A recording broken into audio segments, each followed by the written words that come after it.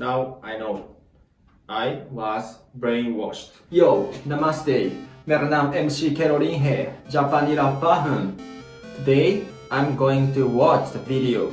The title is Let's check if you are brainwashed about India. Am I brainwashed about India? I'm not sure, so let's watch. Many of you have seen people of Indian origin in your country. How do you perceive them? And how do you perceive India? Many of you think of India as a country of poverty, slums, dirt, rapes, and caste system. And many of you got introduced to India through the famous movie, Slumdog Millionaire. Yes, Japan. And then there are some of you who know India for its Bollywood and yoga.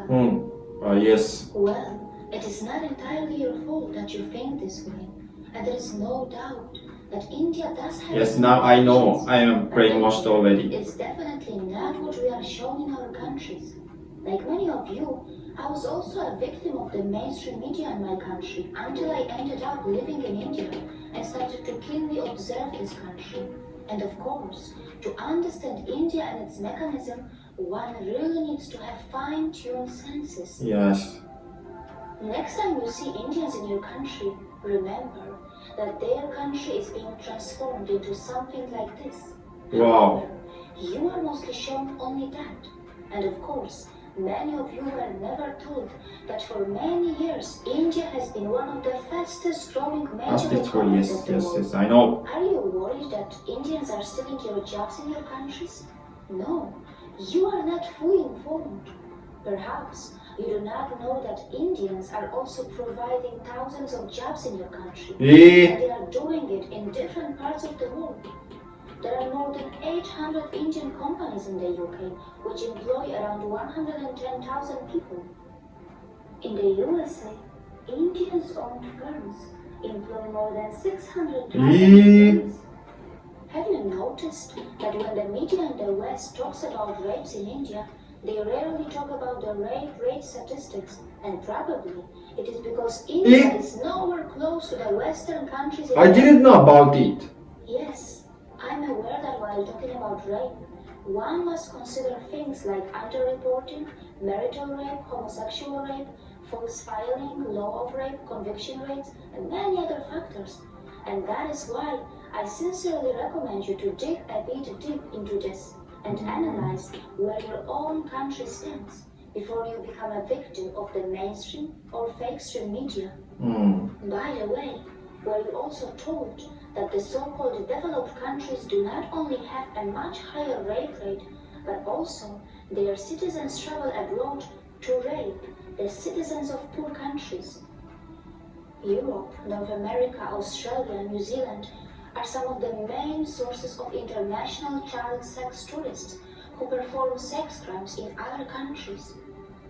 Were you also told that many Western women travel abroad to enjoy female sex tourism?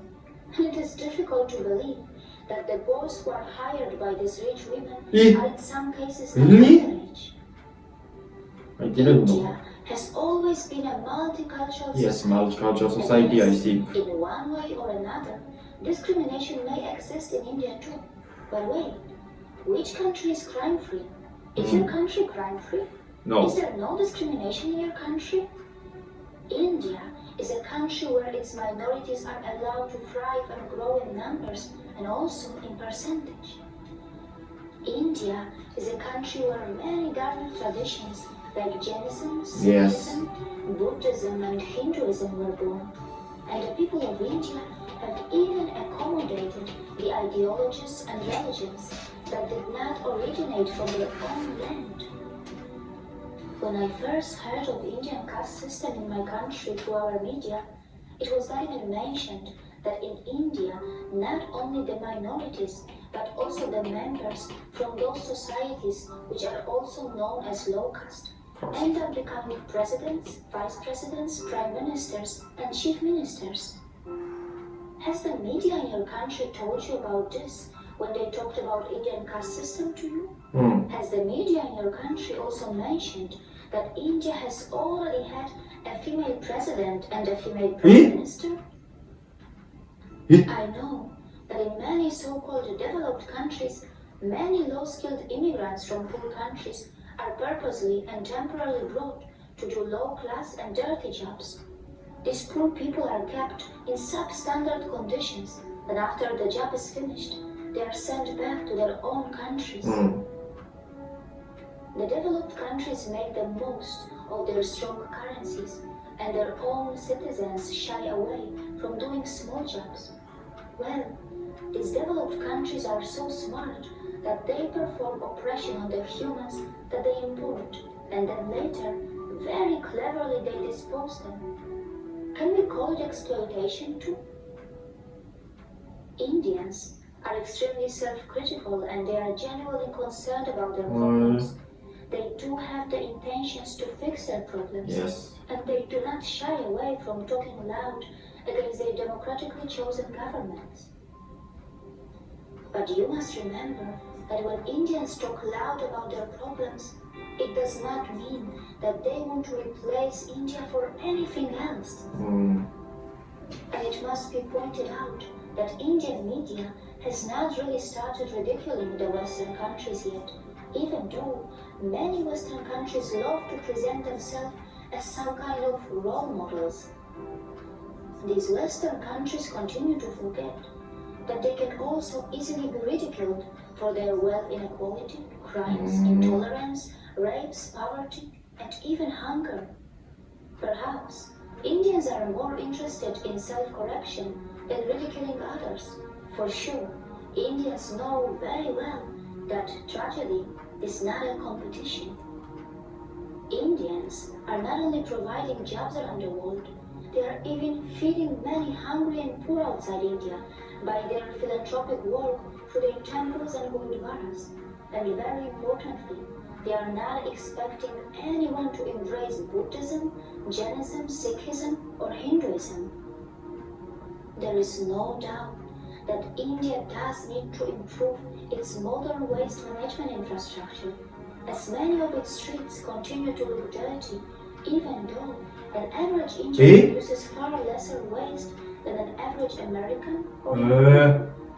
Also, the per capita emissions from India are so low in comparison to the USA or China, and Indians are nowhere close to the West when it comes to historical emissions.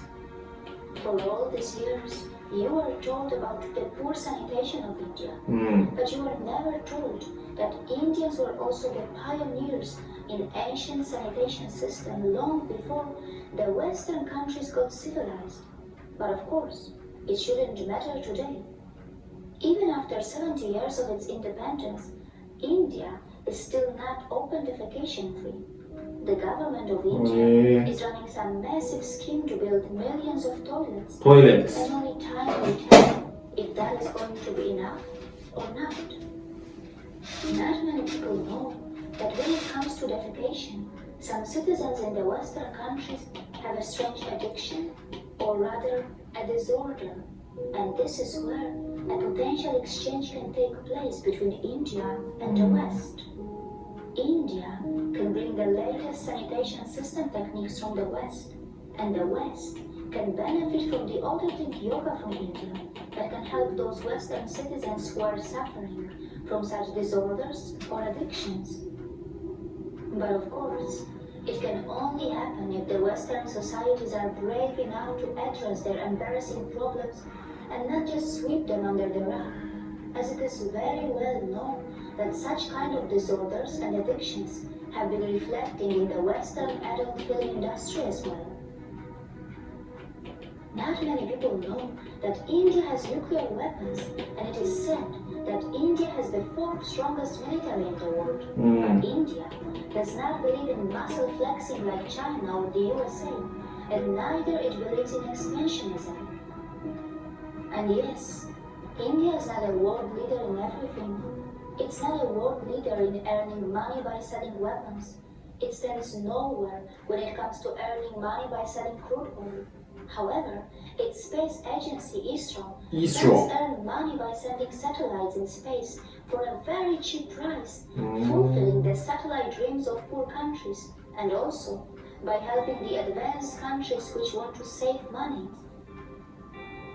India is not a leader in the porn industry, and neither it is a top destination for sex tourism.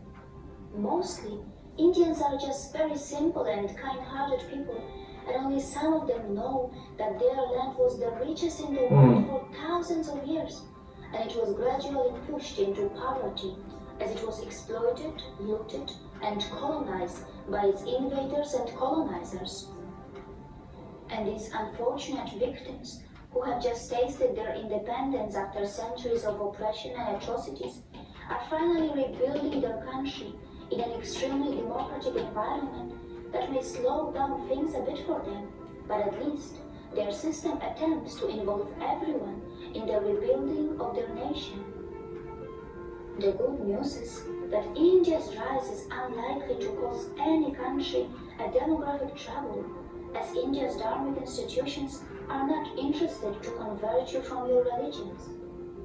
Not just that, we are not really going to face any brown supremacy, even though Indians themselves come in all skin colors and features. It is also highly unlikely that Indians will hate you, even though many of you may have developed prejudices against them because of the mainstream media houses, which for some special reasons are overplaying and sensationalizing their problems.